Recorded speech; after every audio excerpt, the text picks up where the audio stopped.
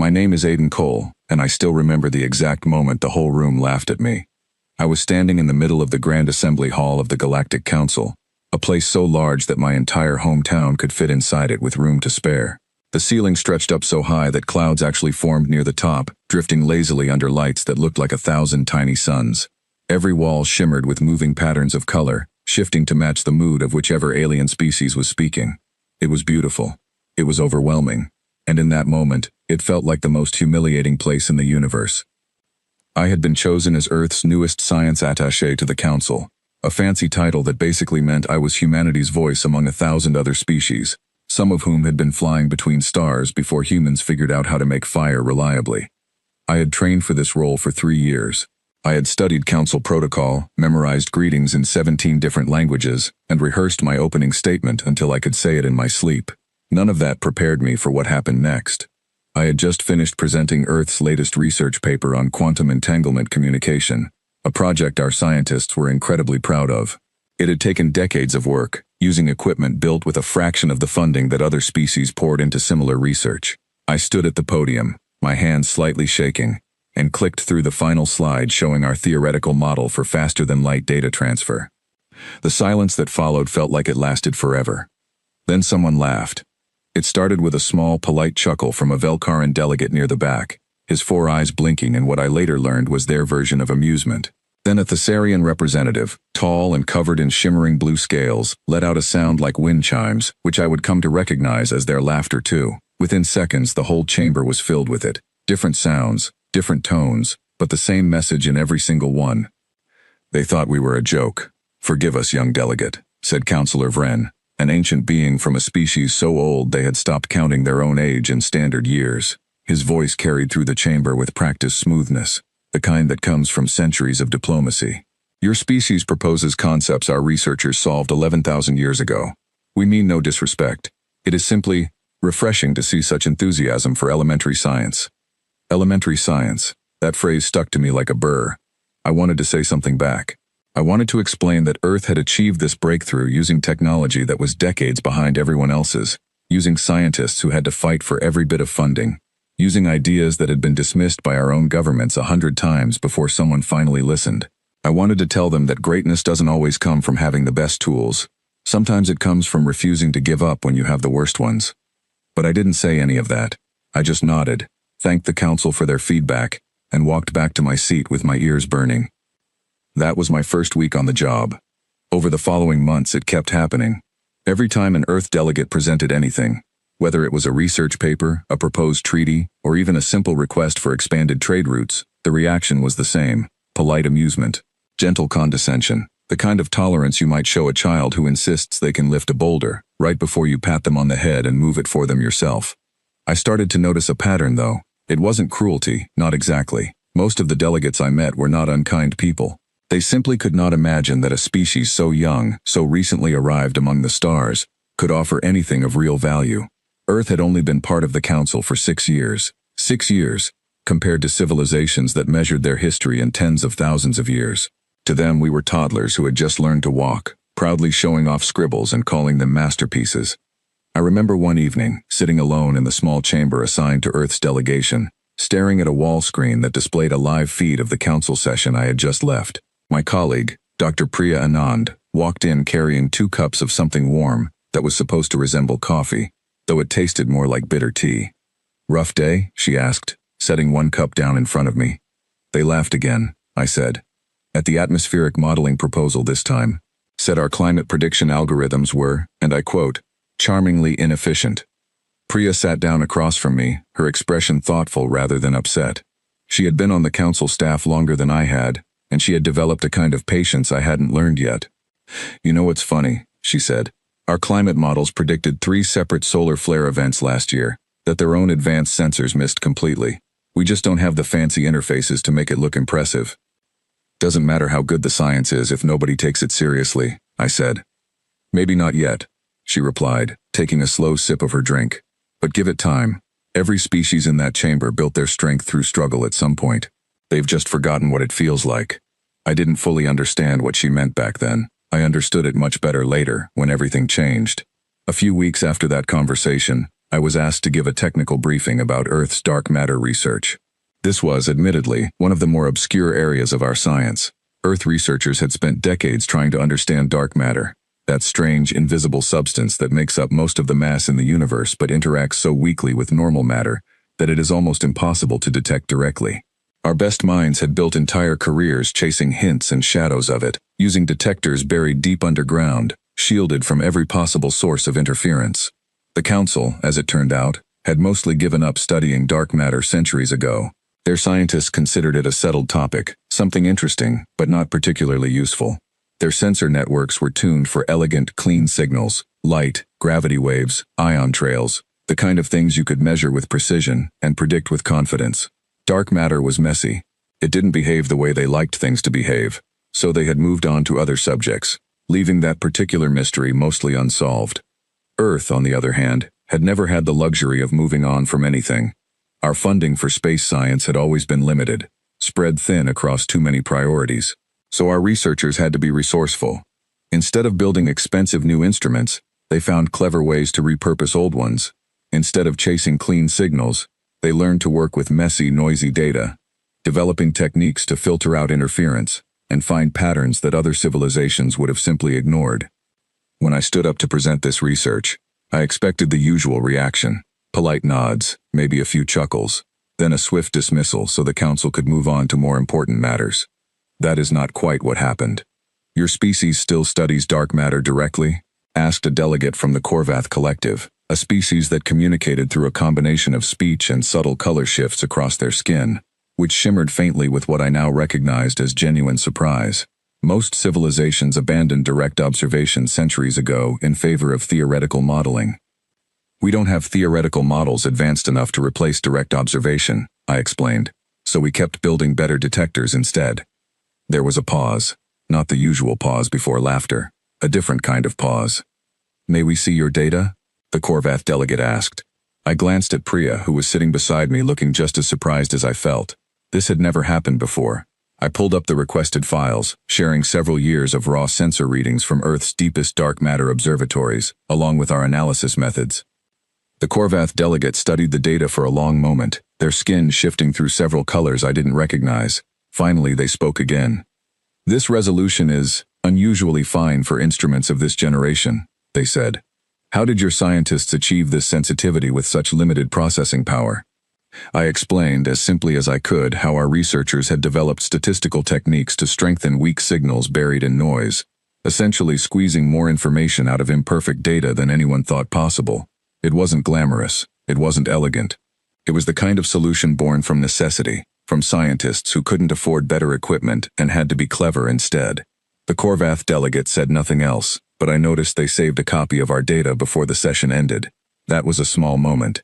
It probably meant nothing to most of the Council, who continued their usual pattern of gentle dismissal toward everything else Earth proposed. But it stayed with me. It was the first time I had seen genuine curiosity instead of condescension in this chamber, even if it came from just one delegate. I brought it up with Priya that evening. "See?" she said, smiling slightly. "Someone's paying attention." "One delegate out of thousands," I said. "It only takes one to start noticing patterns," she replied. "The rest usually follow, eventually. Sometimes it takes something big to make them look properly." I didn't know then how right she would turn out to be, or how soon that something big would arrive. 3 days later, during a routine council session about trade regulations, something strange happened. It was such a small thing that most delegates didn't even notice. I only noticed because I happened to be standing near one of the technical monitoring stations at the edge of the chamber, waiting to speak with a colleague. A soft chime sounded from one of the deep space sensor arrays, the kind used to monitor gravitational patterns across long distances. The technician operating the station frowned, tapped a few controls, and then shrugged, apparently deciding it was nothing important. I couldn't help myself. Curiosity has always been one of my strongest traits, sometimes to my own detriment. "What was that?" I asked, leaning over to look at the display. The technician, a Velkaran with pale green skin and calm, patient eyes, glanced at me before answering. "Minor gravitational fluctuation. Probably a sensor calibration error. These things happen from time to time, nothing to worry about." I looked at the readout myself. The fluctuation was tiny, barely a blip against the steady baseline readings, but something about it caught my attention. It reminded me of a pattern I had seen before, buried deep in Earth's dark matter research papers. A specific kind of distortion that our scientists had theorized about but never actually observed, because Earth's instruments, despite all their cleverness, simply weren't sensitive enough to catch something so faint and so far away. "Do you have the raw data from that reading?" I asked. The technician gave me a look that suggested this was an odd request, but pulled up the file anyway and transferred a copy to my personal device. "It is nothing significant," they said again. "Our systems will flag it properly if it happens again." I thanked them and returned to my seat, but I kept thinking about that strange little blip for the rest of the session. Something about it nagged at me. A familiar shape hiding inside unfamiliar numbers. That night, back in my quarters, I pulled up the data again and compared it against Earth's old theoretical papers on dark matter interaction. The very papers that had been laughed out of council chambers more than once for being too speculative, too unconventional, too far outside accepted scientific thinking. The match wasn't perfect. The signal was still too faint to be certain of anything, but it was close enough to make my stomach tighten with a feeling I couldn't quite name yet. I sat there for a long time, staring at the numbers on my screen, thinking about how easily the council had dismissed this reading as nothing more than a calibration error. I thought about all the times Earth's science had been mocked for being too primitive, too unrefined, too eager to chase mysteries that older, wiser civilizations had already decided were unimportant. And I thought about something Priya had said earlier that week, about how it only takes one thing to make people look properly. I didn't know it then, standing alone in my small quarters with a strange blip of data glowing on my screen, but I was looking at the very first, faintest warning of something enormous, something that would soon make the entire Galactic Council stop laughing and start listening, whether they wanted to or not. For now, though, it was just me, a quiet room, and a small mystery that refused to leave my mind. I saved the file, sent a message to Priya asking her to look at it first thing in the morning, and finally allowed myself to sleep. I had no way of knowing that this small, easily dismissed signal was about to change everything I thought I understood about our place among the stars. Priya looked at the data before the sun had even risen over the section of the station we called morning, though there is no real morning in space, just a schedule we agreed to follow so our bodies wouldn't fall apart from confusion. I found her in the small lab Earth had been given, a cramped room tucked between a storage closet and a maintenance shaft, because apparently that was the best space the council could spare for the newest member species. She was hunched over her console, her dark hair pulled back in a messy knot, 3 empty cups of that bitter tea coffee lined up beside her like tiny trophies of a sleepless night. "You should have called me the moment you saw this," she said without looking up. It was late. I thought it could wait until morning. "Aiden, this could not wait." She finally turned to face me, and there was an intensity in her eyes I hadn't seen since the day we both got the news that Earth had been formally accepted into the council. "Do you understand what you found?" "I found a blip that some technician wrote off as a calibration error," I said, pulling up a chair. "You found a signature that matches predictions from Dr. Okonkwo's dark matter interaction papers, the ones from 15 years ago. The ones that got rejected by every major journal because nobody believed dark matter could behave this way."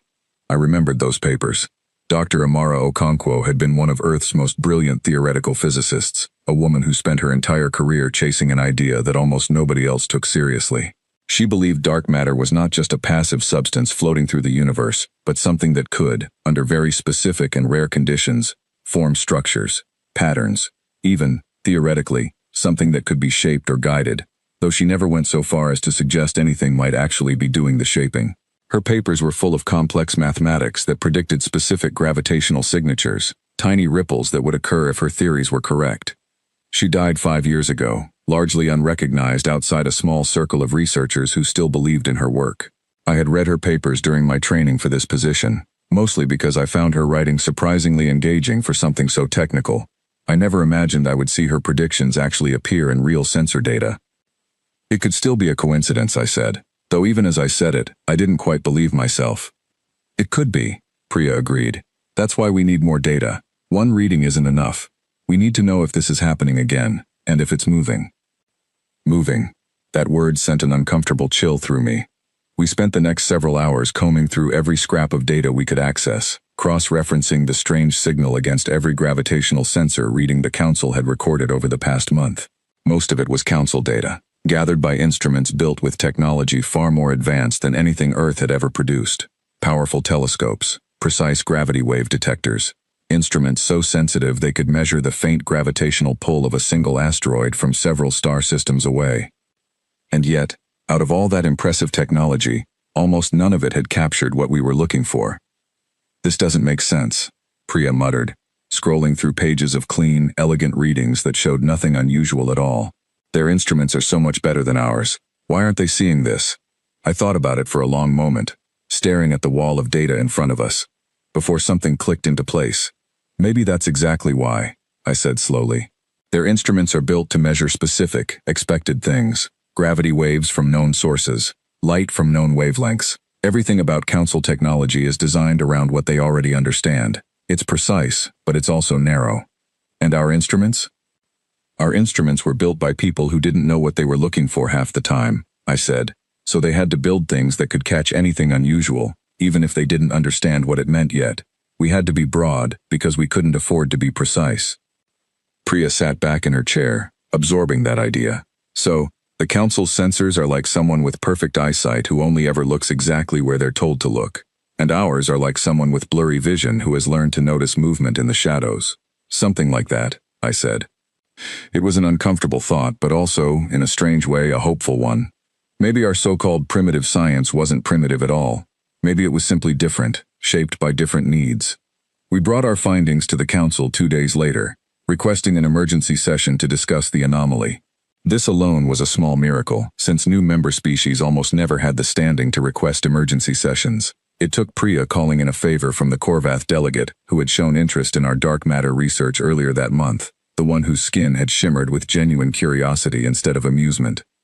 The delegate's name, I learned, was Senel Thay, and their support turned out to be the only reason we got a hearing at all. Standing in front of the Council again felt different this time. There was no research paper to present, no careful explanation of theories we had spent years developing. Instead, I stood at the podium with a single set of readings, asking a room full of ancient, powerful beings to take seriously something their own instruments had dismissed as nothing important. "We believe there is an anomalous gravitational signature moving through this region of space," I explained, pulling up the data on the massive display behind me. "The pattern matches theoretical predictions made by Earth researchers regarding dark matter behavior. We recommend increased monitoring and a broader sensor sweep to determine its origin and trajectory." The reaction was immediate and depressingly familiar. "Forgive me, Delegate," said Councillor Vren, his ancient voice carrying that same practiced patience he always used when explaining things to us. "But our sensor networks cover this entire sector with remarkable precision. If something of significance were present, we would have detected it through proper channels." "With respect, Councillor," I said, trying to keep my voice steady, "your sensor networks are designed to detect known phenomena. This signature doesn't match anything in your current database because it isn't something your science currently recognizes." A ripple of soft laughter moved through parts of the chamber, though not as loud or as widespread as it had been during my first presentation months ago. Some delegates were listening, actually listening, their expressions unreadable but attentive. Senel Thay, sitting near the front, remained perfectly still, watching the exchange with careful interest. "Young delegate," Vren continued, and I could hear the effort he was making to sound kind rather than dismissive. "Earth's instruments, while admirable for a species so newly arrived among the stars, simply do not possess the precision of Council technology. It is far more likely that what you observed was instrument error, or perhaps a misinterpretation of ordinary background gravitational noise." I felt my jaw tighten. I had heard this same explanation a dozen times before, about a dozen different Earth achievements. It was always the same story. Our science was too crude, too unrefined, too primitive to be taken seriously. But this time, something inside me refused to simply nod and sit back down. "Councillor Vren," I said, "I understand your confidence in Council technology, but I would ask this chamber to consider something. Every civilization here built its greatest scientific achievements by looking closely at things others dismissed as unimportant. Earth's history is full of discoveries that came from questioning assumptions everyone else had already accepted as settled fact." I paused, gathering my courage before continuing. "I am not asking the Council to abandon its own systems. I am asking for a small allocation of resources to expand monitoring in this sector, using a combination of our methods and yours. If I am wrong, we lose very little. If I am right, and we ignore this warning, the cost could be far greater." The chamber fell into a long, uncertain silence. I stood there, my heart pounding, waiting for the decision that would either validate everything I believed about Earth's contribution to this Council, or confirm every doubt that had been building inside me since my very first day here. Finally, Senel Thay spoke, their voice calm and measured, cutting through the tension in the room. I have reviewed the delegates' data personally, they said. While I cannot confirm its significance, I can confirm that the pattern described does not match any known natural phenomenon in our current catalog. I would support a modest allocation of resources toward further investigation, given the low cost and potential value of the information. It wasn't a full endorsement. It wasn't even close to the confident reassurance I had hoped for. But it was enough. After a brief round of discussion, filled with more polite skepticism than genuine enthusiasm, the Council agreed to authorize a small joint monitoring initiative, combining Council sensor networks with Earth's specialized dark matter detection methods, focused on the sector where the anomaly had been recorded. It was a tiny victory, barely a crack in the wall of dismissal that had surrounded Earth's contributions since the day we joined the Council. But Priya and I celebrated it that evening as if we had won something enormous, sharing a rare treat of actual Earth chocolate that she had been saving for a special occasion. To small victories, she said, raising her cup in a mock toast. To small victories, I agreed, though a part of me couldn't quite shake the uneasy feeling that had settled in my chest since I first saw that strange blip on the screen. Over the following weeks, our joint monitoring initiative began collecting data, slowly expanding the network of sensors watching that particular region of space. At first, there was nothing. Days passed with no unusual readings, and I began to wonder if Counselor Vren had been right after all, if I had simply chased a ghost born from noise and wishful thinking. Then, 3 weeks into the initiative, it happened again. This time the signal was stronger, clearer, and it was moving. I remember staring at the display in our small lab, watching a faint gravitational distortion trace a slow, deliberate path through the outer edge of the monitored sector. It wasn't random. It wasn't the kind of scattered noise you would expect from sensor error or natural background interference. It had direction. It had purpose. Priya stood beside me, her face pale in the dim light of the monitors. "That's not a coincidence," she whispered. "That's a trajectory." I felt a cold weight settle in my stomach as I watched the data continue to update, the faint signature slowly, steadily moving deeper into Council territory. "We need to report this immediately," I said. "They're going to dismiss it again," Priya said quietly. "They always do." "Maybe," I said, already pulling up the emergency communication channel. "But we have to try, because if we're right about this, and nobody listens, the cost of being wrong is going to be far worse than a little embarrassment in front of the Council." I sent the emergency report that night, attaching every piece of data we had gathered, along with a clear, direct warning. Something was moving through dark matter itself, something none of the Council's advanced instruments could properly track, something that Earth's primitive science had somehow managed to catch a glimpse of, almost by accident.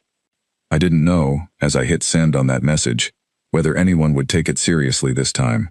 Part of me expected the same tired dismissal, the same polite laughter, the same gentle reminder that Earth's science simply wasn't advanced enough to understand what the Council's own instruments had already deemed unimportant. But another part of me, a part that had been growing stronger since that very first blip appeared on my screen weeks ago, felt something different. A quiet, uneasy certainty that whatever was moving out there in the darkness between the stars, it was real, and it was coming closer, whether the Galactic Council believed in it or not. I sat awake for a long time that night, watching the data continue to trickle in, each new reading tracing that same slow, deliberate path deeper into our territory. Somewhere out there, past the edges of everything the Council thought they understood about the universe, something was moving through the shadows. And for the first time since I had arrived among the stars, I found myself hoping, with everything I had, that I was wrong. The response to my emergency report came faster than I expected, though not in the way I had hoped. It wasn't Counselor Vren who contacted me first. It was a junior administrator from the communications division, a nervous-looking Thessarian named Ket who arrived at our small lab looking like he hadn't slept in days. His blue scales, usually bright and glossy, seemed dull, almost gray in the dim lighting. "Delegate Cole," he said, his voice tight with something between fear and confusion. "I need you to come with me. The Council has called an emergency session. All delegations. Immediate attendance required." "All delegations?" Priya asked, standing up so quickly her chair nearly tipped over. "That hasn't happened since I've been here." "It's never happened since I've been here either," Ket said, glancing nervously over his shoulder as if something might be listening. "Please, we need to go now." We followed him through corridors that were usually calm and orderly, but today felt different. Delegates from a dozen species moved with visible urgency, their usual measured pace replaced by something closer to rushing. I caught fragments of conversation as we passed, spoken in a mix of languages, but the tone was unmistakable in every one of them. confusion, concern, something close to fear. When we entered the Grand Assembly Hall, it was already packed. Every seat was filled, and additional delegates stood along the walls, something I had never seen before. The usual shifting colors on the walls, which normally responded to the general mood of the room, had settled into a deep, uneasy blue that I had never noticed before.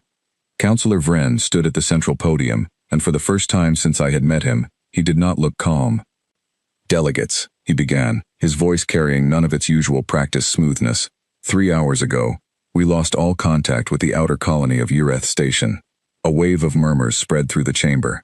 "Ureth Station houses approximately 4,000 residents," Vren continued. "All communication attempts have failed. Automated distress signals, which should have activated immediately upon any critical system failure, have not been received. It is as though the colony simply ceased to exist." I felt Priya go very still beside me. "Sensor sweeps of the region show no unusual activity," Vren continued. "No debris, no energy signatures, no indication of any conflict or disaster. The colony's last transmission, received 4 hours ago, reported nothing unusual." The chamber fell into a heavy, uncomfortable silence. "We have dispatched a rapid response vessel to investigate," Vren said. "We expect a report within the hour." I raised my hand, and to my surprise, Vren actually acknowledged me, though with visible reluctance. "Delegate Cole, you have something to add?" I stood, feeling every eye in the chamber turn toward me. "Counselor, the location of Ureth Station. Is it within the sector we have been monitoring for the gravitational anomaly?" There was a pause while Vren checked something on his display. His expression, already tense, grew visibly tighter. "It is at the outer edge of that sector, yes," he admitted. The murmurs in the chamber grew louder. "I am not suggesting these events are definitely connected," I said quickly, trying to keep my voice steady despite the sudden pounding in my chest. "But given the timing, I believe it would be wise to consider the possibility." Vren studied me for a long moment, something unreadable passing behind his ancient eyes. "Your report will be reviewed alongside the investigation findings," he said finally. "This session will remain in recess until we receive word from the response vessel." The next hour was one of the longest of my life. Priya and I stayed in the chamber, along with most of the other delegates, watching the massive central display for any sign of new information. Nobody spoke much. The usual diplomatic conversations, the quiet negotiations and polite small talk that normally filled the space between official sessions, had completely disappeared, replaced by a tense, watchful silence. When the response vessel finally reported back, the news was worse than anyone had feared. Ureth Station was gone. Not destroyed, not damaged, not showing any sign of the kind of event anyone in that chamber had ever encountered before. It was simply gone, as though someone had reached out and erased it from existence, along with every structure, every ship docked in its harbor, and every one of the 4,000 people who had called it home. The response vessel's own instruments recorded nothing unusual in the moments before the colony's disappearance. No energy spikes, no unusual movement, nothing at all, except for one small detail buried deep in the ship's automated logs, a detail so faint that the vessel's own sophisticated sensors had almost missed it entirely. A tiny gravitational fluctuation, recorded seconds before the colony went silent, matching almost exactly the pattern Priya and I had been tracking for weeks. When this detail was presented to the council, the chamber erupted into open debate, dozens of voices rising at once, arguing, questioning, demanding answers nobody had. I sat quietly through most of it, watching the room dissolve into the kind of chaos I never imagined possible among such composed, ancient beings. Finally, Senel Thay rose to speak, and something in their calm, measured presence brought the chamber slowly back under control. "Councilors," Senel said, their voice cutting cleanly through the noise, "I believe it is time we seriously consider the data presented by Earth's delegation. Their sensors detected this gravitational signature weeks ago. Our own systems did not. If this pattern is connected to the loss of Ureth Station, then Earth's monitoring network may be the only tool currently available to us capable of tracking whatever caused this." The chamber grew quiet again, though this silence felt different, heavier, more uncertain. "I would remind this council," Senel continued, "that we have, on more than one occasion, dismissed Earth's contributions as unrefined or unnecessary. I would suggest that our confidence in our own systems may have blinded us to a threat our newest member species detected through methods we considered beneath our attention." I felt a strange mixture of vindication and dread settle over me as Senel spoke. Being right about this was not something I had wanted, not really. Not when being right meant 4,000 people had disappeared without warning. Counselor Vren stood in silence for a long moment before finally speaking again. "Delegate Cole," he said, and for the first time, his voice carried no trace of condescension at all. "The Council requests Earth's full cooperation in expanding our monitoring capabilities. We request access to your dark matter detection technology, your research data, and your personnel's expertise, effective immediately." I stood there for a moment, almost too stunned to respond. After months of being dismissed, mocked, and gently patted on the head like a child playing at real science, the Council was now asking Earth for help. "Counselor," I said carefully, "Earth will provide whatever assistance we can. But I need to be honest with you. Our technology is not more advanced than yours. It is simply different. We built it to notice things your systems are not designed to look for. If we are going to face whatever caused this, we will need to combine our methods, not replace one with the other." Vren nodded slowly. "Agreed. I will authorize a joint task force, combining Council resources with Earth's monitoring technology, to investigate this threat and expand our detection capabilities across all colonies in the affected region." Over the following days, everything moved with a speed I had never seen from the Council before.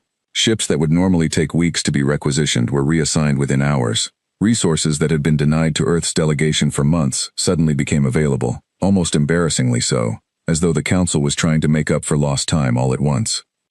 Priya and I found ourselves at the center of an enormous coordination effort, working alongside engineers and scientists from a dozen different species, all trying to understand a threat none of us fully comprehended yet. It was exhausting, overwhelming work, filled with long hours and constant uncertainty, but it was also, in a strange way, exhilarating. For the first time since arriving at the Council, I felt like Earth's contributions were being taken seriously, not out of politeness, but out of genuine need. We began installing modified versions of Earth's dark matter sensors across the outer colonies, focusing especially on the sector where Erith Station had once existed. It was slow, careful work, made more difficult by the fact that we still didn't fully understand what we were looking for. Then, 5 days after Erith Station disappeared, a second colony went silent. This time, we were watching. I remember the exact moment the alert came through, a sharp, urgent tone that cut through the quiet hum of our monitoring station.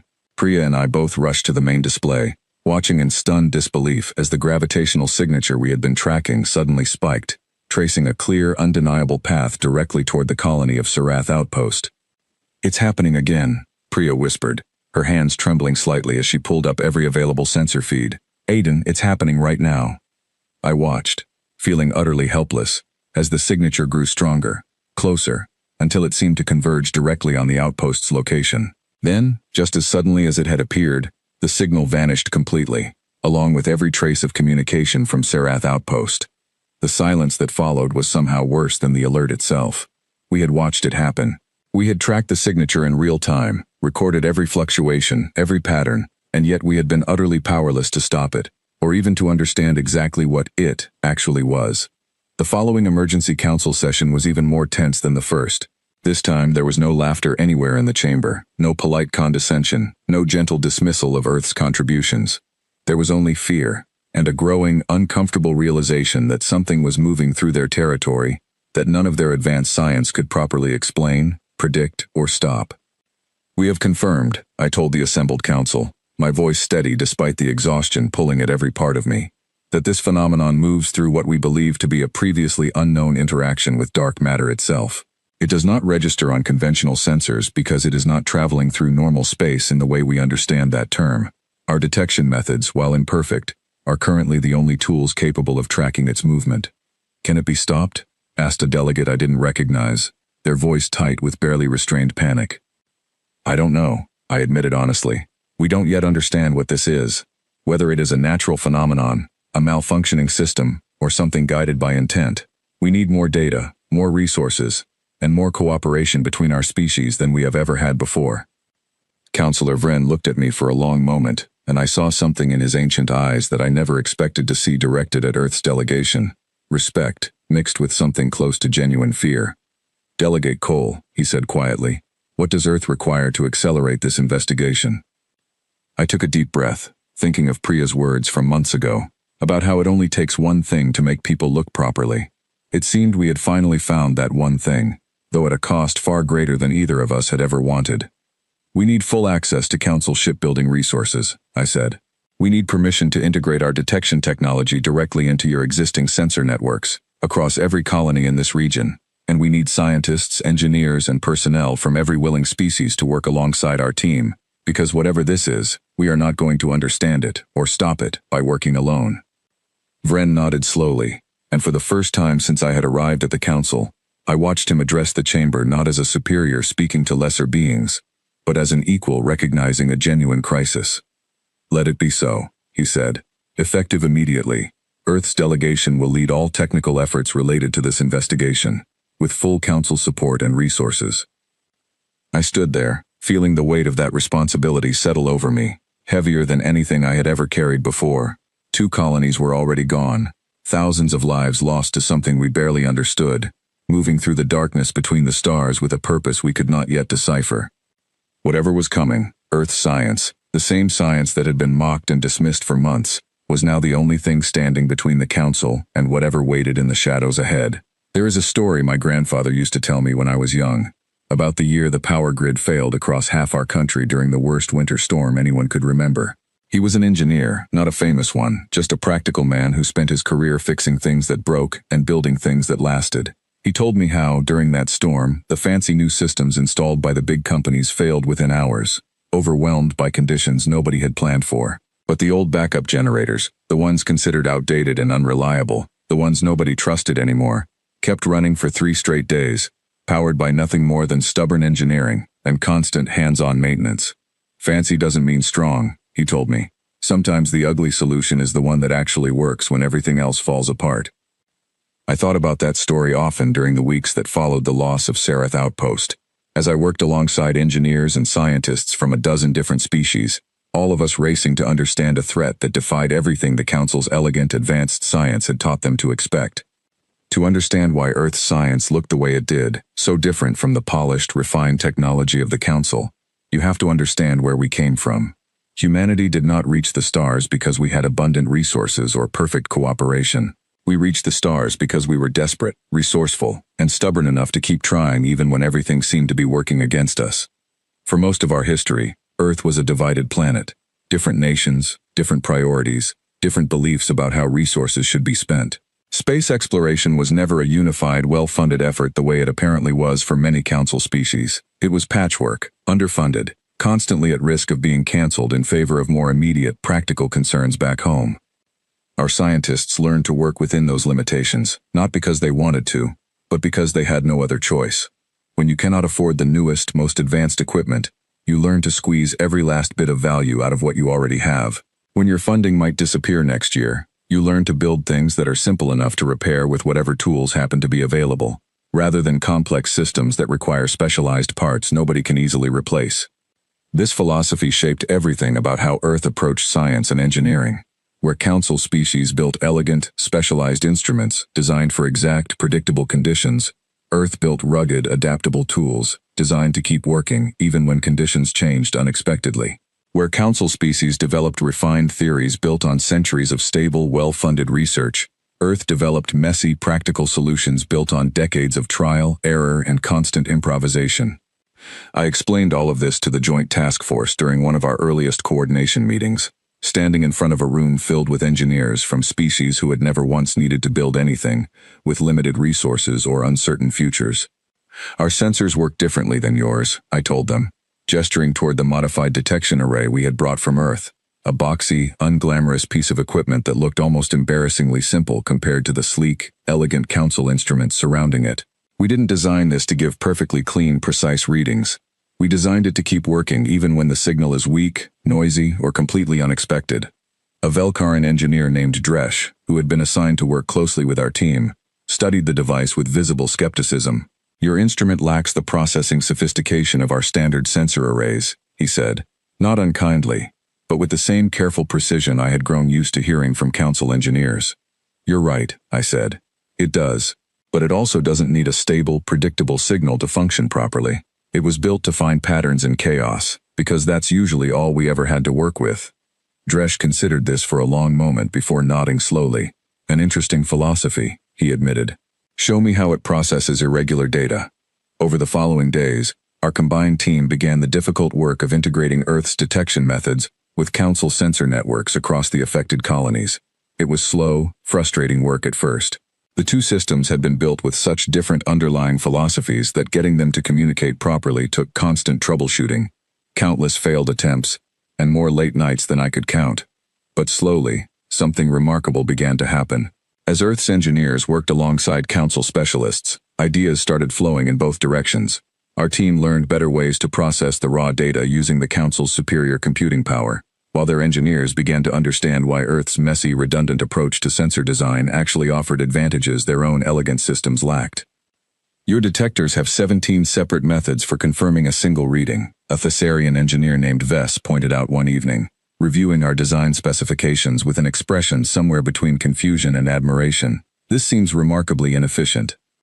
It is inefficient, I agreed, but if 16 of those methods fail, or give conflicting results, we still have one that works. Our equipment often had to function in environments we couldn't fully predict, using budgets that could disappear without warning. We learned to build in redundancy because we couldn't always guarantee we'd get a second chance to fix something if it failed. Vess studied the specifications a while longer before finally speaking again. This philosophy, he said slowly, may explain why your instruments detected the anomaly weeks before ours did. By the end of the second week, our combined sensor network had expanded across nearly every colony in the affected sector, blending Earth's adaptable, redundant design with the Council's superior processing power and manufacturing capability. It was, I realized one evening while reviewing the results with Priya, probably the single most advanced dark matter detection system ever built, made possible only because two very different scientific traditions had finally been forced to work together, instead of dismissing each other. You know, Priya said, watching data stream across our monitors late one night. A few months ago, they wouldn't even look at our research without laughing first. A few months ago, we hadn't lost 2 colonies, I said quietly. She nodded, her expression turning serious. Do you think this will change anything? Long term, I mean. Once this crisis is over, assuming we survive it, do you think they'll actually respect what we bring to the table? Or will things just go back to the way they were before? I didn't have a good answer for her. Part of me wanted to believe that necessity had finally opened their eyes to something real, something valuable in the way Earth approached problems. But another part of me, the more cynical part shaped by months of polite dismissal, worried that once the immediate danger passed, everything would simply return to the comfortable condescension we had grown used to. I didn't have time to dwell on that question for long, because 3 days later, our expanded sensor network detected something new. It happened during a routine monitoring shift, late in what our schedules called evening, though of course there was no real evening in the depths of space. I was reviewing incoming data with Dresh and Vess when suddenly every screen in the room lit up with alerts. Dozens of individual sensors across multiple colonies, all registering the same gravitational signature simultaneously. But this time, it wasn't a single, isolated fluctuation. It was many. That's not possible, Dresh said, staring at the display in disbelief. The signature is appearing at 17 separate locations simultaneously. I felt my stomach drop as I studied the pattern more closely. 17 distinct gravitational disturbances, all moving in roughly the same direction, all displaying the exact signature we had been tracking for weeks. Whatever had destroyed Ureth Station and Sereth Outpost, it wasn't a single, isolated phenomenon. There were many of them. Get Counselor Vren, I said, my voice barely steady. Get him now. Within the hour, every major council leader had gathered in an emergency session, staring at the same terrifying data we had just discovered. 17 distinct gravitational signatures, moving steadily through dark matter space, converging on a heading that would bring them directly toward one of the Council's most heavily populated core systems within a matter of days. This cannot be a natural phenomenon, Senothe said, studying the coordinated movement pattern with visible alarm. Natural gravitational anomalies do not organize themselves into coordinated groups. No, I agreed quietly, staring at the display, feeling a cold certainty settle over me that I desperately wished I didn't feel. This is guided. Something is controlling these signatures. Something with intent. The chamber erupted into a storm of questions and fearful speculation, but I barely heard any of it. I was too focused on the data in front of me, on the terrible realization that whatever we were facing wasn't a strange natural event or a malfunctioning system. It was something moving with purpose, something that had already erased 2 entire colonies without leaving behind a single trace of conventional evidence. Counselor Vren finally called for silence, his ancient voice carrying a weight and urgency I had never heard from him before. Delegate Cole, he said, turning to face me directly. Your species' technology detected this threat when ours could not. Your understanding of dark matter interaction currently exceeds anything our own researchers have developed. I must ask you directly. Does Earth possess any technology capable of engaging with a threat like this, should our attempts at communication or diplomacy fail? The question hung heavy in the chamber, and I felt every eye turn toward me, waiting for an answer I wasn't entirely certain I could give. I thought about my grandfather's story, about backup generators built to survive conditions nobody expected, about redundant systems designed by people who never had the luxury of assuming everything would go according to plan. I thought about decades of Earth engineers building rugged, adaptable solutions out of necessity, never imagining those same principles might someday be needed to help protect an entire galaxy. Counselor, I said slowly, Earth's weapons and defensive technology were never designed to match Council standards of precision or elegance, but they were designed for exactly one purpose: to keep functioning under the worst possible conditions, when everything else has already failed. I paused, meeting his gaze directly. If diplomacy fails, and if this threat proves as dangerous as our data suggests, I believe Earth's approach to engineering may become more valuable to this council than anyone here ever expected. Vren studied me for a long moment before finally nodding, a gesture of respect I never thought I would see directed toward Earth's delegation. Then let us hope, he said quietly, that Earth's stubborn, resourceful science is enough to save us all. I didn't know yet how right, or how costly, that hope would turn out to be. 3 days. That was how long we had between the moment we discovered 17 coordinated gravitational signatures moving through dark matter space, and the moment they arrived at the edge of the Veyron core, one of the most heavily populated systems under Council protection. 3 days to prepare for something none of us fully understood. I spent most of that time in the Command Coordination Center, a massive chamber built into the heart of the Council's flagship, surrounded by displays showing fleet positions, sensor readings, and constant streams of data from our expanded detection network. Priya worked beside me almost around the clock, alongside Dresh, Vess, and a growing team of engineers from a dozen different species, all of us trying desperately to understand what kind of threat was approaching, and what, if anything, we could do to stop it.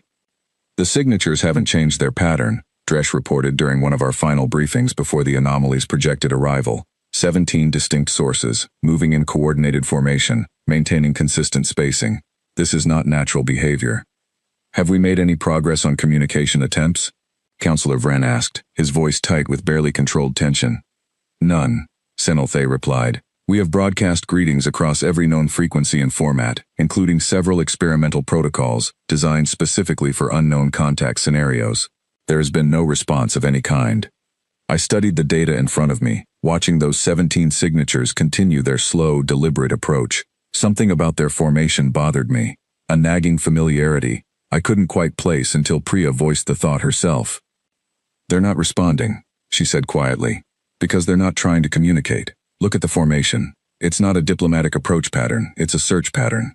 The room fell silent as everyone absorbed the weight of that observation. You believe they are actively searching for something, Vren said. Or someone, I added grimly. The Council's military leadership, a coalition of commanders from several powerful member species, had spent the previous 2 days assembling the largest defensive fleet gathered in decades. Elegant warships bristling with advanced energy weapons, precise targeting systems, and defensive shields calibrated to withstand almost any conventional attack anyone in the Council had ever encountered. None of it had ever been tested against something that didn't behave according to conventional physics. I remember standing beside Admiral Korath, a towering Velkaran commander with decades of military experience, as he reviewed the assembled fleet formation on the main display. Your detection equipment, he said, glancing at me with an expression I couldn't quite read. Will it be sufficient to track these signatures once they reach real space? We believe so, I said honestly. But I need to be clear about something, Admiral. We don't know if these signatures will remain in dark matter space indefinitely, or if they'll transition into normal space entirely.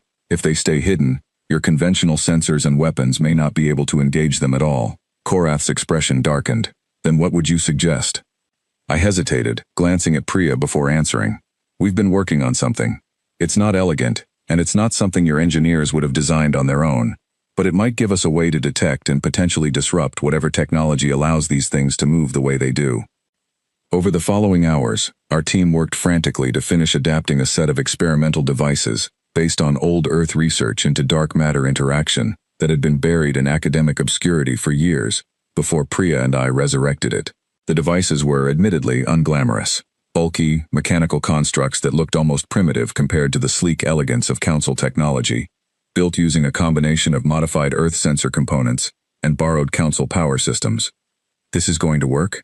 Dresh asked skeptically, watching as our team finished installing the last of the modified emitters onto several Council warships. "I honestly don't know," I admitted, "but it's the best chance we have at seeing these things clearly before they see us." The arrival happened faster than anyone expected. I was in the command center, watching the 17 signatures approach the outer edge of the Veyron core, when suddenly, every one of them simply vanished from our dark matter sensors at once. For a tense moment, the room fell completely silent. Then, without warning, 17 massive constructs phased directly into real space, appearing almost instantly on every conventional sensor across the assembled fleet. They were unlike anything I had ever seen, or imagined. Dark, angular shapes that seemed to absorb light rather than reflect it, moving with a strange, fluid grace that defied everything I understood about physical mass and momentum. They didn't look like ships in any traditional sense. They looked more like something grown than built, organic curves blending seamlessly into sharp geometric edges in ways that made my mind ache trying to process what I was seeing. "Admiral," I said urgently, watching the readings pour in from our modified sensors. "These things are generating a field around themselves that interacts directly with dark matter. That's how they've been avoiding conventional detection. Our modified sensors are picking them up, but standard Council instruments are still struggling to maintain a clear lock." Korath's expression hardened as he studied the display. "Then it seems, Delegate Cole, that we will be relying heavily on Earth's technology today." The Council fleet moved into defensive formation, elegant warships arranging themselves with practiced precision around the outer edge of the system. I watched, my heart pounding, as the 17 dark constructs continued their slow, deliberate advance, showing no sign of hesitation or uncertainty. Then, without warning, they engaged. I will never forget the strange, disorienting nature of what followed. The dark constructs didn't behave like anything the Council fleet had ever trained against. They phased in and out of real space unpredictably, appearing suddenly at close range before vanishing again, their movements almost impossible to track using conventional targeting systems. Council energy weapons, precise and powerful under normal circumstances, struggled to maintain lock-on targets that kept slipping between dimensions of existence that their sensors weren't designed to fully perceive. I watched with growing concern as several Council warships lost power entirely, their systems overwhelmed by something none of their advanced technology had ever encountered. "Their shields aren't holding," Vess reported, his voice tight with alarm. "Standard defensive energy fields are proving completely ineffective against whatever these constructs are projecting." "Status report," Korath demanded. "3 vessels have lost primary power," came the grim reply. "Crews are moving to backup systems." I felt sick watching the encounter unfold, feeling utterly helpless, as elegant, powerful Council warships struggled against an enemy that seemed to exist in a completely different category of physics. This was exactly the kind of scenario our modified sensors had been built to address, but sensors alone couldn't stop what was happening. Then I noticed something in the data that made my breath catch. "Admiral, wait," I said urgently, studying the readings pouring in from our modified equipment. "Their phasing pattern isn't random. There's a rhythm to it, a cycle." Korath turned to me sharply. "Explain." "Every time they phase out of real space and back in, there's a brief window, less than half a second, where their dark matter field destabilizes slightly before resetting," I said, pulling up the data to show him directly. "It's subtle, but it's consistent. If we can time our response to that window, we might be able to actually track and engage them properly." "Half a second is an impossibly narrow window for conventional targeting systems," Korath said. "It is," I agreed. "But Earth's equipment wasn't built for perfect, ideal conditions.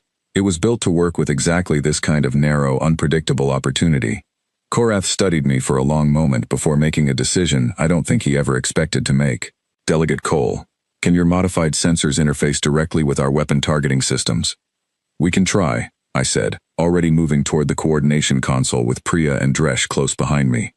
What followed was some of the most intense, chaotic work I had ever done in my life. We worked frantically, adapting our detection algorithms in real time, feeding predictive timing data directly into the fleet's targeting systems, trying to give Council weapons a fighting chance against an enemy that had, until now, seemed almost impossible to properly engage. It wasn't perfect. Our first several attempts failed completely, the timing windows too narrow, the integration between our systems and Council technology too clumsy and rushed to function properly under real conditions. I watched with growing concern as more Council vessels lost power, their crews forced into emergency backup procedures as their ships drifted, temporarily disabled, unable to defend themselves against the strange, relentless advance of the dark constructs. Then, on our fourth attempt, something finally worked. "Lock confirmed," Vess said, disbelief evident in his voice. "Weapon systems have achieved a clean targeting solution on Construct 7. "Fire," Korath ordered immediately. I watched, holding my breath, as a coordinated volley of Council energy weapons struck the dark construct during that brief, half-second window of vulnerability our modified sensors had identified. For the first time since the encounter began, one of the constructs visibly staggered, its fluid, graceful movement disrupted by something that actually managed to affect it directly. It wasn't disabled.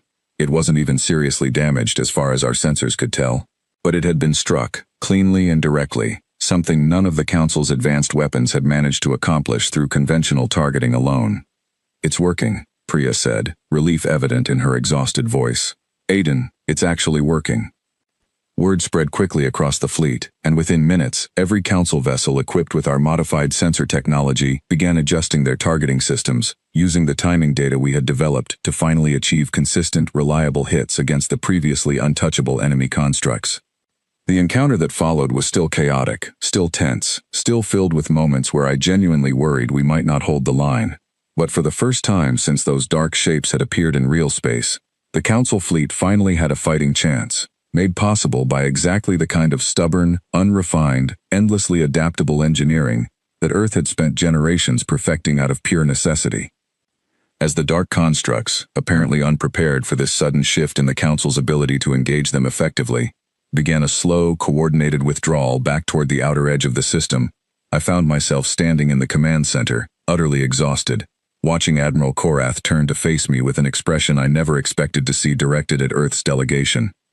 It wasn't condescension. It wasn't polite tolerance. It was genuine, unmistakable respect. "Delegate Cole," he said quietly, "it appears Earth's science has just saved this fleet." The retreat of the dark constructs did not feel like a victory. It felt like a pause, the kind of quiet that settles over a room right before someone says something you have been dreading to hear. I stood in the command center long after the last construct disappeared from our sensors, watching Admiral Korath's crews work to stabilize the damaged vessels, and I knew, with a certainty that settled deep in my chest, that this was only the beginning.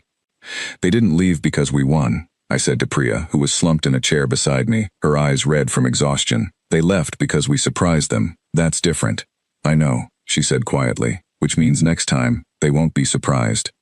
She was right, and within a day, the data confirmed it. Our expanded sensor network detected the same 17 signatures regrouping at the edge of the system, joined now by additional signatures moving in from deeper space. Whatever we were facing, it was not a single, isolated force. It was the leading edge of something much larger, and it was still coming. Counselor Vren called an emergency strategy session the following morning, gathering military commanders, scientists, and delegates from every major Council species into a chamber that felt smaller and more crowded than I had ever seen it. The mood was different this time. There was no laughter, no polite condescension, no gentle dismissal of ideas that didn't fit familiar patterns. There was only a shared, urgent need to find a way forward. The engagement at Veyron Core proved that Earth's detection methods can locate and track these constructs, Admiral Korath began, addressing the assembled leadership with the same measured authority he always carried. It also proved that our conventional weapons, even when properly targeted, cause only minor damage. We need a different approach if we intend to stop a force of this size. "How large do we believe this force to be?" asked a delegate from the Korvath Collective, their voice tight with concern. "Based on current projections," Senelthe replied, "we estimate a minimum of 200 additional signatures approaching from deeper space, with the possibility of significantly more beyond our current detection range." The chamber fell into stunned silence. 200. Against 17, the Council fleet had already suffered serious losses, saved only by a desperate, last-minute solution built from Earth's unconventional technology. Against 200, using the same tactics, the outcome seemed almost certain to be far worse. "We need a new strategy," Korath said grimly. "Our current approach, however effective it proved against a small force, will not scale against numbers of this size." I stood up, feeling the weight of every gaze in the chamber settle on me, and for the first time since arriving at the Council, I didn't feel intimidated by that attention. I felt something closer to purpose. "I have an idea," I said. "But I need to warn you. It goes against almost everything Council military doctrine considers effective warfare." Korath studied me carefully. "Go on." "Council strategy has always been built around precision," I said, pulling up a display showing the fleet's current formation. Elegant and orderly. Every vessel positioned with careful, deliberate spacing. Your ships are powerful, your weapons are accurate, and your tactics are designed to achieve maximum efficiency with minimum resources. That approach works beautifully against predictable enemies, but these constructs aren't predictable. They phase unpredictably, they move in ways that defy conventional targeting, and worst of all, they seem to adapt quickly to whatever tactics we use against them. "What are you suggesting instead?" Vran asked. "I'm suggesting we stop trying to be precise," I said. "I'm suggesting we lean into exactly the kind of messy, redundant, overwhelming approach that Earth has always relied on, because we never had the luxury of precision in the first place." A murmur of uncertainty spread through the chamber, and I could see several commanders exchanging skeptical glances. "Elaborate," Korath said, though his tone suggested he was still willing to listen. "Our modified sensors identified a narrow window when these constructs are vulnerable, roughly half a second every time they phase between dark matter space and real space," I continued. "In our first engagement, we tried to achieve precise, individual strikes during that window, the same way Council forces normally operate. It worked, but only barely, and only against a small number of targets." I pulled up a new display, showing a rough sketch of an alternative formation, spread wide and layered in overlapping fields rather than the tight, elegant clusters Council fleets typically favored.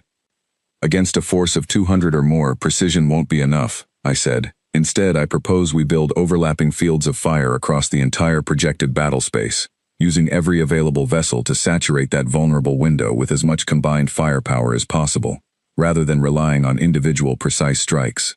It's inefficient, it's wasteful, most of those shots will miss or hit nothing at all. But if even a fraction connect during that vulnerable window, across a force that large, it could be enough to disrupt their coordination and give us a real chance." Korath frowned, clearly uncomfortable with the idea. "This approach would require abandoning nearly every principle of efficient resource management our forces have trained around for centuries." "I understand that," I said, "and I understand why that makes this difficult to accept, but Earth never had the luxury of efficient resource management. We learned to win by refusing to give up, by throwing everything we had at a problem until something worked, even when the odds looked impossible. It isn't elegant, it isn't refined, but it's kept us alive through worse situations than this." The chamber fell into a long, uncertain silence. I could see the discomfort on many of the commanders' faces, the deeply ingrained resistance to abandoning strategies that had served their civilizations well for thousands of years. Adopting Earth's approach meant admitting, in a very real and public way, that everything they had always considered advanced and superior might not be enough to save them now. Finally, Senilthe spoke, breaking the silence with their usual calm, measured tone. "I have reviewed Delegate Cole's proposed formation extensively," they said. "The mathematics, while unconventional, are sound. Given the scale of the threat we face, I believe we cannot afford to dismiss this approach simply because it conflicts with traditional doctrine." Korath remained silent for a long moment, clearly wrestling with the decision in front of him. Finally, he looked directly at me, his expression a mixture of reluctance and grudging respect. "Delegate Cole," he said, "if we adopt this strategy, and it fails, the losses could be catastrophic, far greater than anything we have already suffered." "I understand that, Admiral," I said quietly. "But if we don't adopt it, and the constructs arrive in full force using our current tactics, I believe the losses will be catastrophic regardless. At least this way, we give ourselves a real chance." Korath studied the data one more time before finally nodding, slowly and deliberately. "Very well. We will proceed with Earth's proposed formation. Prepare the fleet accordingly."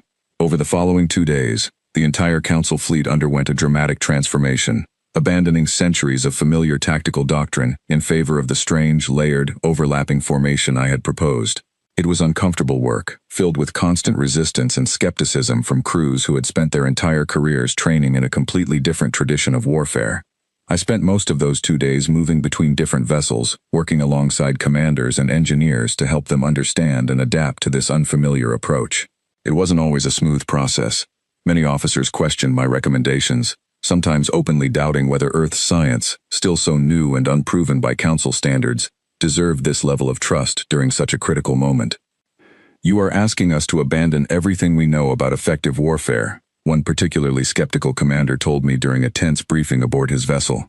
based on the theories of a species that has only existed among the stars for 6 years. I'm not asking you to abandon everything you know, I told him honestly. I'm asking you to combine what you know with what we've learned, because neither approach alone is enough to face what's coming. Your precision, combined with our redundancy, gives us something stronger than either approach could achieve on its own. He didn't look entirely convinced, but he nodded anyway, and his crew began implementing the modified formation alongside everyone else. By the time the enlarged enemy force finally arrived at the edge of the Veyron core, the Council fleet had been transformed into something I doubt anyone, myself included, could have fully predicted just a few weeks earlier. Elegant, precise Council warships now moved in wide, overlapping formations, their weapon systems modified to fire in coordinated, saturating patterns, rather than the careful, individual strikes they had always favored. I stood in the command center alongside Korath, Priya, Dresh, Ves, and Senilthe, watching the enemy force appear on our sensors. It was larger than anything I had ever imagined, hundreds of dark, angular constructs moving together in a formation that felt, for the first time, unmistakably deliberate and organized. "Admiral," I said quietly, "they're not just searching anymore." Korath studied the formation grimly. "No, this time, they know exactly what they're looking for."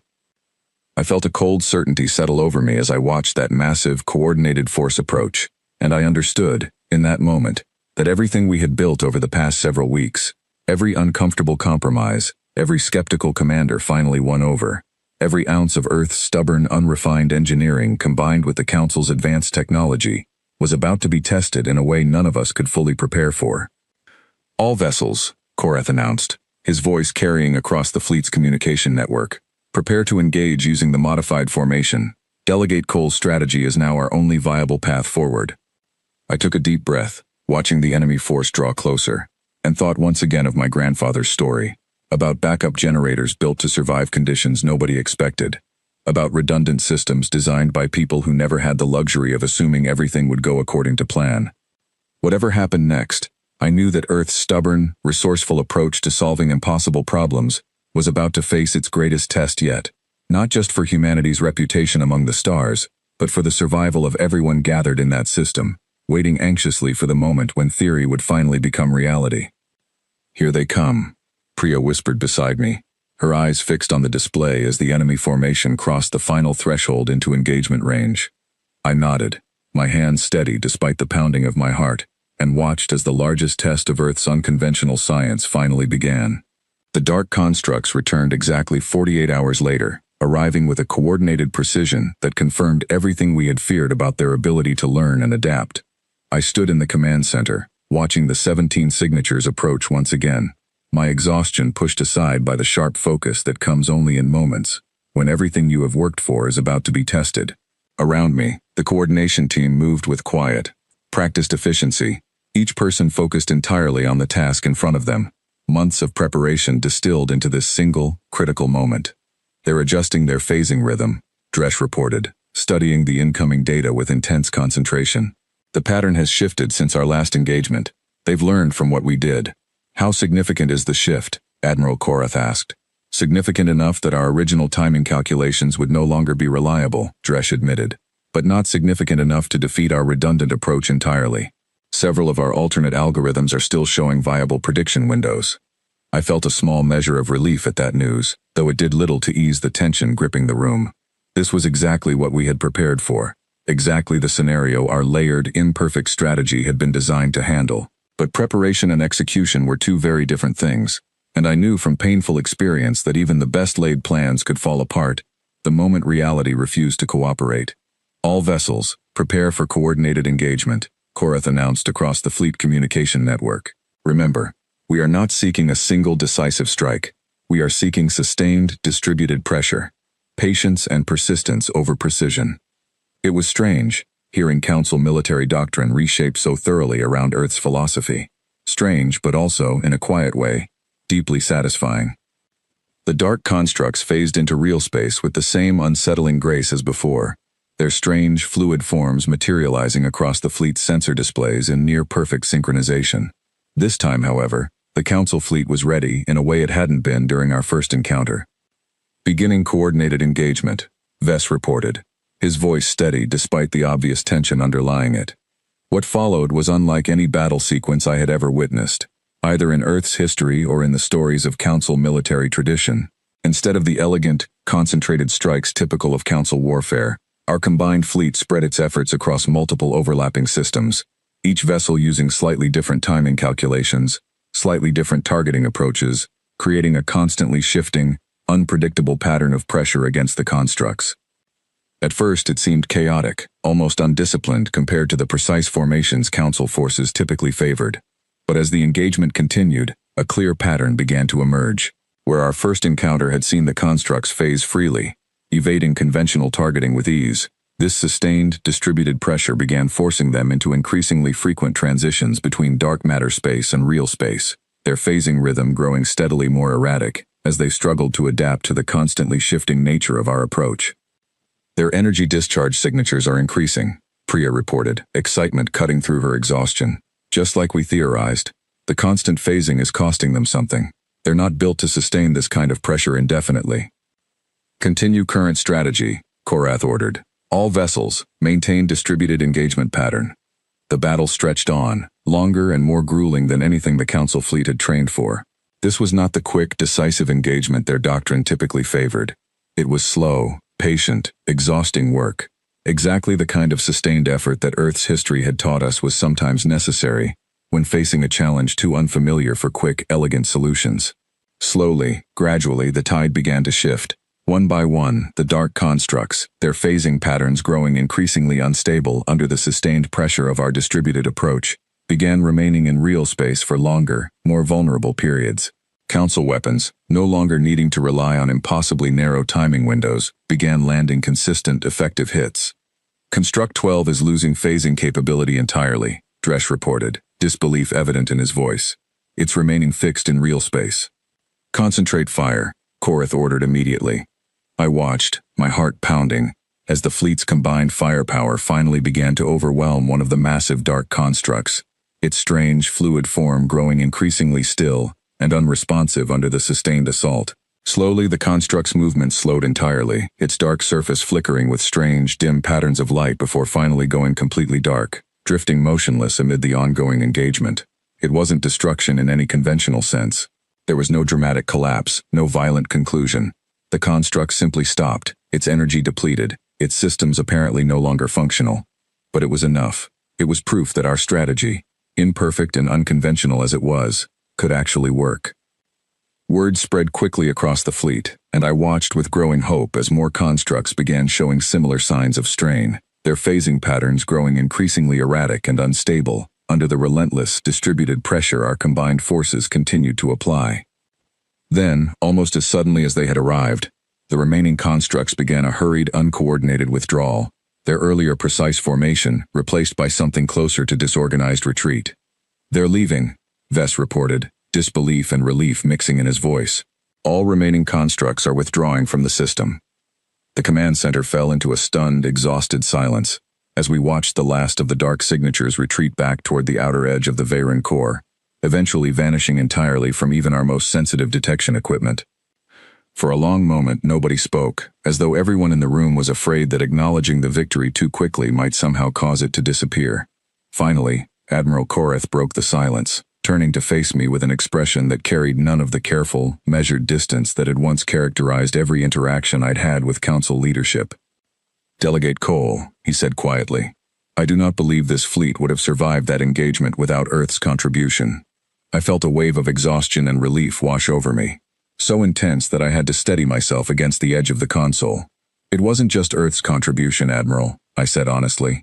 "It was everyone working together, combining different strengths, different approaches. That's what actually made the difference."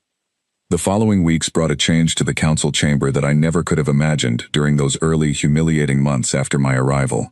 The full Council convened for what became known as the Veyron Assessment, a formal session dedicated entirely to reviewing the engagement and determining next steps for continued defense against the dark matter threat, which the assembled scientists had begun formally referring to as the Dark Matter Armada. Councillor Vren stood at the central podium, and for the first time since I had known him, his voice carried something I had never heard from him before, genuine, unreserved respect. "Delegates," he began, addressing the full chamber. "6 months ago, This council dismissed Earth's scientific contributions as unrefined and unnecessary. We laughed at research we did not understand, mocked methods we considered beneath our attention, and treated Earth's newest delegates with a condescension I now recognize as both unwarranted and dangerously short-sighted. The chamber remained silent, every delegate listening intently. Earth's detection technology identified this threat weeks before our own advanced instruments recognized anything unusual, Vren continued. Earth's unconventional military strategy succeeded where our traditional doctrine proved insufficient, and Earth's willingness to embrace imperfect, redundant solutions, rather than waiting for elegant certainty, ultimately saved this fleet, and quite possibly this entire system, from a threat none of us fully understand even now. He turned to look directly at me, standing among the assembled delegates. On behalf of this council, he said, I offer Earth's delegation our sincere gratitude, and our formal acknowledgement that scientific value cannot always be measured by elegance or precision alone. Sometimes the most important discoveries come from those who have learned, through necessity, to find answers in places others have never thought to look. I stood there for a long moment, feeling the weight of months of dismissal and condescension finally give way to something entirely different. It wasn't triumph exactly. It wasn't the satisfaction of proving doubters wrong, though there was certainly some of that mixed in.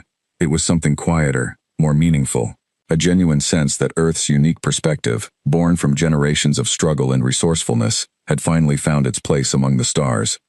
Counselor Vren, I said, my voice steady despite the emotion I felt.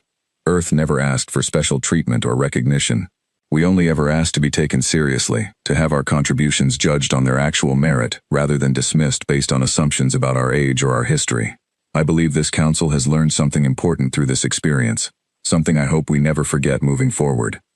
And what is that, Delegate Cole? Vren asked. I thought about my grandfather's story, about generations of Earth scientists working with limited resources and constant uncertainty, about Priya's quiet confidence during our darkest moments of preparation, about every dismissive laugh I had endured since arriving at this council, and how each one had only strengthened my resolve to prove that struggle itself can be its own kind of teacher. That the most sophisticated science in the universe means nothing if it cannot adapt to face the unknown, I said, and that sometimes, the civilizations who have struggled the hardest are exactly the ones best prepared to solve problems nobody else has ever encountered before. The chamber remained quiet for a moment, before Senelthe began a slow, deliberate applause, quickly joined by delegate after delegate across the massive hall, until the entire chamber filled with genuine, heartfelt recognition, a sound so different from the mocking laughter that had once greeted Earth's every contribution. As I stood there, surrounded by representatives from 100 different worlds, all finally acknowledging what Earth had brought to this fragile alliance of civilizations, I found myself thinking not of vindication, but of responsibility. The dark matter Armada had withdrawn, but our sensors continued to detect faint traces of similar signatures scattered throughout the galaxy, a clear warning that this threat was far from fully understood, let alone defeated. Earth's science, once mocked as primitive and unrefined, had proven itself capable of protecting an entire galaxy of civilizations against something none of them had ever faced before. But this was not an ending. It was merely the beginning of a much longer, more difficult journey, one that would require every species in this chamber to keep learning, keep adapting, and keep working together, regardless of how advanced or humble their origins might be. I looked around the chamber one final time, remembering that very first day, standing at this same podium, enduring laughter I thought I would never overcome. Earth was no longer the Galactic Council's joke. We had become its shield, and I intended to make certain we remained worthy of that role for as long as the stars themselves continued